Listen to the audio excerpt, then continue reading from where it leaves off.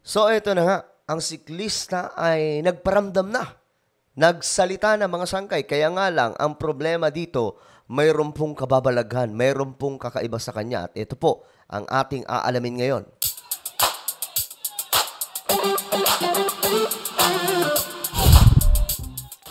So magandang oras po sa lahat ng ating mga kababayan mula sa Luzon, Visayas, Mindanao, Sabah at maging sa ating mga kababayan na nasa iba't ibang bansa. At syempre, shoutout din po sa lahat ng mga solid sangkay na lagi pong andito at sumusuporta. Bago po tayo magpatuloy sa ating pag-uusapan ngayon, pakicheck po muna kung kayo na po ay nakapag-subscribe dito sa ating channel. Kung hindi pa mga sangkay, alam nyo na ang dapat gagawin. Pindutin nyo po yung subscribe button na makikita lamang po sa ibaba ng video na to. Tapos i-click nyo po yung bell at i-click nyo po yung all. Ulitin ko, click the subscribe down below. Nasa baba lamang po yan. Tapos i-click ang bell at i-click nyo po yung all. So ito nga guys, pag-usapan po natin ito. Itong siklista, di umano, na nagsalita na. Kaya nga lang, eto po, may problema mga sangkay. Ayan. Siklistang kinasahan ng Rilba sa Quezon City, nagsalita na. Ngunit, eto po mga sangkay, tingnan po natin. Nagsalita na ang siklistang kinasahan ng baril ng dating pulis sa Quezon City. Ayan na. So, nagsalita na. Okay na, di ba? Akala ko, okay na eh. Nagsalita na, pero, eto. Gate niya, hindi siya takot lumantad. Oy, okay ah. Hindi daw siya takot lumantad. At wala rin daw nangyaring bayaran. Wala rin daw nangyaring abutan ng bayan. Sa frontline ng balitang yan, si Brian Basa. Ayan na. Tila magkasalungat ang lumalabas sa pahayag ng siklistang kinasahan ng baril at ng una niyang pinagsumbungan na si Attorney Raymond Fortun. O, diba? Magkaiba na po ngayon ang statement. Kaya nga sabi ko sa inyo, kakaiba na po. Hindi na po ito yung nauna na siklista na nung una takot na takot. Sinasabing meron pong banta at may pinagsumbungan pa po siya. At ang pinagsumbungan niya ay hindi basta-basta ring tao o abogado. Diba? Ngayon, kakaiba na mga sangkay. Hindi daw po siya takot, walang nagbayad, tapos wala rin daw nananakot. Eto. Sa isang pahayag, sinabi ng siklista na nagkapatawaran na sila ng nagkasa ng baril na si Wilfredo Gonzales. Wala rin daw perang sangkot nang magkaayos sila. Ay nako. Alam nyo, hindi lamang po yan sa mga pelikula nagaganap.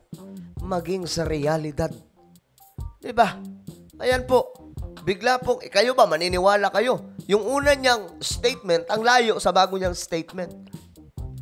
Yung unang message niya, humihingi po siya ng, tila baga humihingi siya lang sa klolo dahil meron pong banta nga. Pero ngayon, mukhang iba na eh. Eto. Giit niya, hindi siya tinakot ng sino man. My goodness! Hindi na siya tinakot ng sino man. Kayo, mga sangkay, ano sa tingin nyo? Ano ang nangyari? Anong kakaiba, anong kababalagan ang nangyari sa siklista? Bakit biglang lumambot at ngayon iba na po ang sinasabi? Yan o, di ako natatakot o tinakot man. Desisyon ko po na di na magsampa ng kaso para sa katahimikan ng pamilya ko. Sana igalang po nila yun. Wala namang problema sa ganyan, di ba? Yung igalang. Pero yung, ito kasi, masyado pong halata, no, ang nangyayari. Na mayroon pong, tila baga, mayroon pong negosasyon na naganap. At kung tinakot man daw siya, sariling desisyon niyang hindi na humarap at magsampa ng reklamo laban kay Gonzales. Pero ang pahayag ngayon ng siklista, pinabulaanan ni Attorney Fortun sa kamera. Ayan. Si Attorney Fortun, siya po. Giit niya, kaya niya maglabas ng patunay sa mga unang pahayag ng siklista. Mr. Cyclist, huwag mo akong pagmumukhang sinungaling dito. Kasi sure ako hindi ako nagsisinungaling. Oo, diba? Willing pa naman sanang tumulong. Kaso, ewan ko, anong nangyari? Anong kababalagan ang nangyari? Siguro naman, naiisip nyo ba ang naiisip ko mga sangkay? Anong kababalagan ang naganap?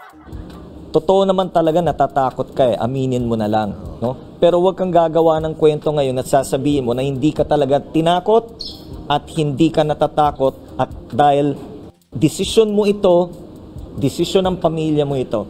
I can produce all the texts nung aming conversations. Naku po! Pag yan naglabas, ang magmumukhang masama patuloy niyan, ikaw. Diba? Magmumukha patuloy. May mga resibo yung messages eh.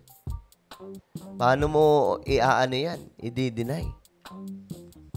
Well, hindi po natin alam. Pwedeng nabayaran, pwede ring tinakot, may banta. Depende na po yan.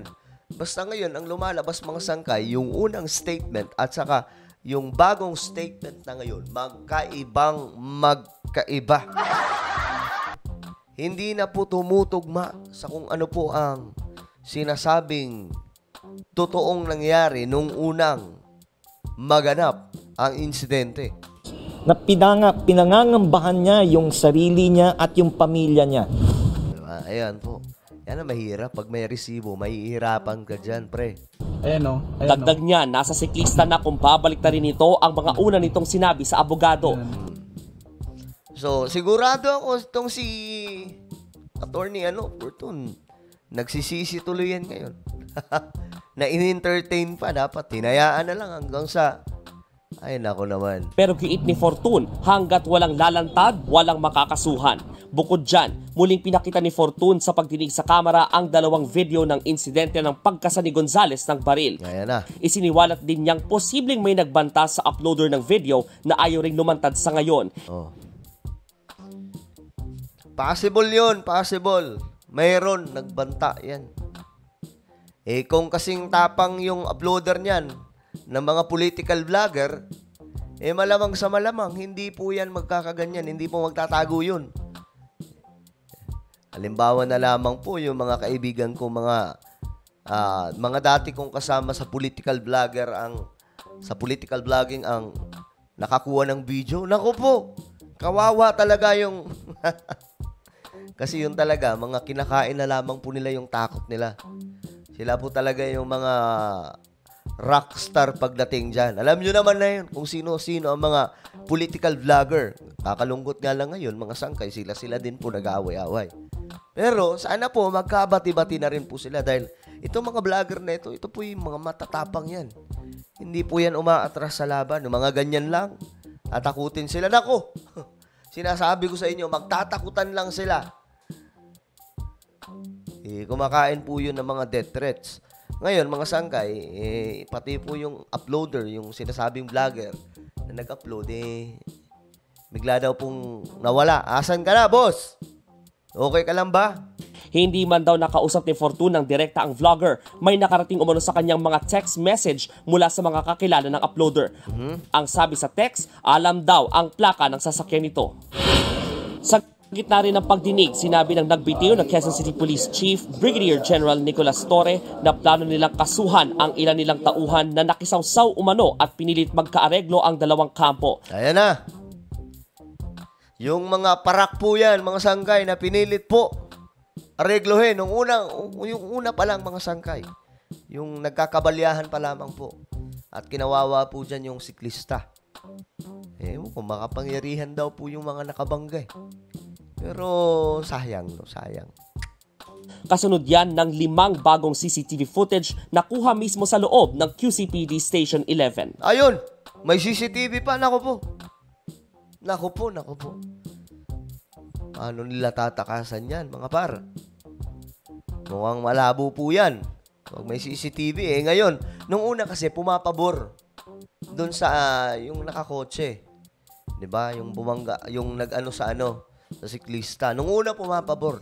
Ngayon, buong PNP na, mukhang binaliktad na po siya. Siyempre, uniforme na po ng kapulisan ang mapapahamak dyan Ikaw ba, hindi ka babaliktad Kahit pa kabaro mo yan, kung kung madudungisan na ang pagkapulis, alam mo na ang dapat mong gagawin. We had found sufficient evidence to file it against him because there's no need for a private complainant and the police can stand in as complainant. No, hindi na. Yun na ang matindi. Hindi na kailangan ng iba pang complainant. Pulis na mismo ang tatayong mga complainant. And also, we are very cognizant of the. We also found later that the SILG has also expressed his opinion that alarms and scandal can indeed be filed. Itutuloy ang kasong alarm and scandal laban kay Gonzales. Sinibak na rin siya bilang empleyado ng Korte Suprema noong August 27. Uy, wala na.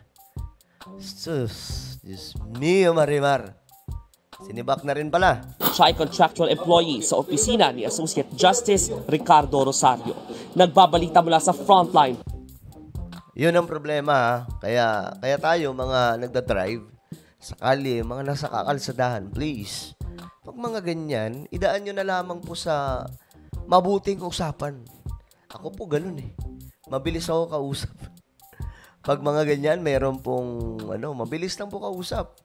Meron nga po, nagbabike, nasa unahan ko. Akala niya, inaano ko siya, ginigit-git ko siya. Bumaba! Galit na galit sa akin. Nag-sorry ako. Wala namang masama mag-sorry. Diba? Kaysa humaba pa, makaka-traffic pa po kayo, iinit pa ulo nyo, aabot pa kayo sa police station. Diba? Kagaya po nito, nagkagulo. Buong Pilipinas, naging national issue po ito.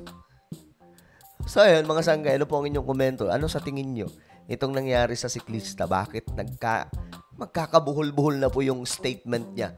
Na biglang lumambot. Ano sa tingin nyong kababalaghan ang nangyari sa siklista? At naging ganito na. Magkaiba na po ang sinasabi sa una at ngayon. I-comment nyo lamang po sa ibaba ang inyong mga opinion.